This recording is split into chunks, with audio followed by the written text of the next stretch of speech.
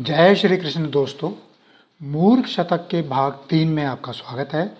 पिछले भाग 2 धन पुत्र के अधीन का लिंक नीचे डिस्क्रिप्शन में है।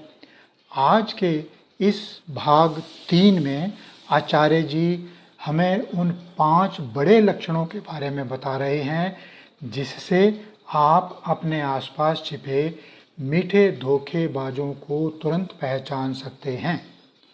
तो भाग 3 का 26वां सूत्र है पत्नी से झगड़ा करके दूसरा विवाह करना, यानी कि घरेलू कलह को सुलझाने के बजाय दूसरा विवाह कर लेना।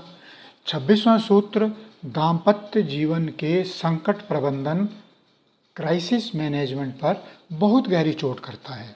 आचार्य जी कहते हैं कि यदि पत्नी के साथ किसी बात पर मतभेद या झगड़ा हो जाए तो समझदारी उस समस्या को बैठकर सुलझाने में है, लेकिन कुछ लोग अपने गुस्से या अहंकार में आकर बिना पहली समस्या का समाधान किए दूसरा विवाह कर लेते हैं।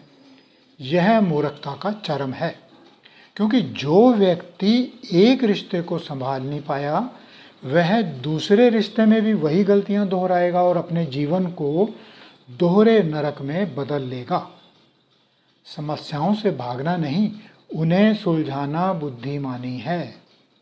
27वां सूत्र है पुत्र पर क्रोध करके उसका अहित करना, यानी गुस्से में आकर अपने ही संतान का नुकसान कर बैठना। 27वां सूत्र माता पिता के क्रोध और उनके विवेक पर निर्भर करता है। कई बार बच्चे नासमझी में कोई गलती कर देते हैं जिससे माता पिता को बहुत गुस्सा आता है, लेकिन उस गुस्से में पूरी तरह अंधा होकर अपने ही बच्चे का कोई बड़ा नुकसान कर देना, जैसे उसे घर से निकाल देना, उसकी पढ़ाई छुड़वा देना या उसे शारीरिक मानसिक चोट पहुंचाना, बहुत बड़ी मूर्खता है। क्रोध में इंसान अपना होश खो देता है। आचार्य जी याद दिलाते हैं कि संतान को सुधारना आपका कर्तव्य है, लेकिन क्रोधवश उसका भविष्य या उसका जीवन बिगाड़ देना खुद अपने कुल का अहित करने जैसा है। 28वां सूत्र है कामुक होना और शारीरिक इच्छाओं के नियंत्रण में आ जाना। 28वां सूत्र हमारे आत्मनियंत्रण सेल्फ कंट्रोल से जुड़ा है।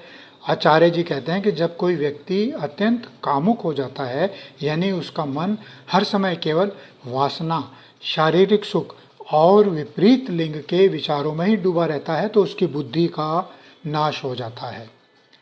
ऐसा व्यक्ति अपने कर्तव्य, अपने परिवार, अपने स्वास्थ्य और अपने संचित धन को भी दांव पर लगा देता है।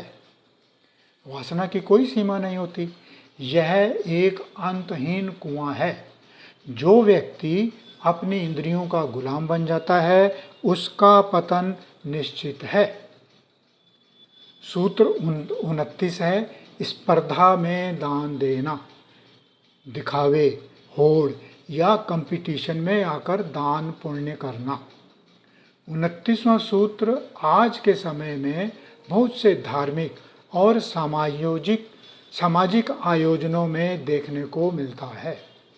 दान का असली उद्देश्य होता है करुणा, परोपकार और मन की शुद्धि, लेकिन जब कोई व्यक्ति केवल स्पर्धा, कंपटीशन के वश में आकर दान देता है, यह सोचकर कि अगर पड़ोसी ने 1 लाख दिए हैं तो मैं नाम कमाने के लिए 1.5 लाख दूंगा, भले ही उसका बजट ना हो, तो वह दान नहीं बल्कि अहंकार का प्रदर्शन है। आचार्य जी कहते हैं कि ईर्ष्या या होड़ में आकर दिया गया दान कभी पुण्य नहीं कमाता, वह केवल आपकी मूर्खता और खोखले घमंड को दर्शाता है। दोस्तों, भाग 3 का तीसरा सूत्र है बाण की तरह चुभने वाली वाणी कहकर अपने को गौरवान्वित महसूस करना, यानी कि कड़वी बातें कहकर खुद को शेर या महान समझना। 30वां सूत्र वाणी के अहंकार पर एक अचूक प्रहार है। आज के समय में कुछ लोग दूसरों को नीचा दिखाने के लिए या किसी महफिल में किसी पर ऐसी कड़वी और तीखी टिप्पणी करते हैं जो सीधे सामने वाले के दिल में बाण की तरह चुभती है। और ऐसी बदतमीजी करने के बाद वे खुद को बहुत गौरवान्वित महसूस करते हैं कि देखा, मैंने उसे कैसा करारा जवाब दिया। आचार्य जी कहते हैं कि किसी के स्वाभिमान को ठेस पहुंचाकर खुश होना बहुत नीच और मूर्खतापूर्ण व्यवहार है। सच्ची ताकत और गौरव दूसरों को सम्मान देने में है, उन्हें अपनी वाणी से घायल करने में नहीं है। तो दोस्तों, यह थे सूत्र 26 से 30 भाग 3। मीठी छुरी चलाने वालों से हमेशा सावधान रहें। अगले भाग 4 में हम जानेंगे कि बिना सोचे समझे लिया गया कर्ज इंसान की सुख चैन को कैसे छीन लेता है। भाग 4 का लिंक नीचे डिस्क्रिप्शन में जल्दी ही मिलेगा। जय श्री कृष्ण।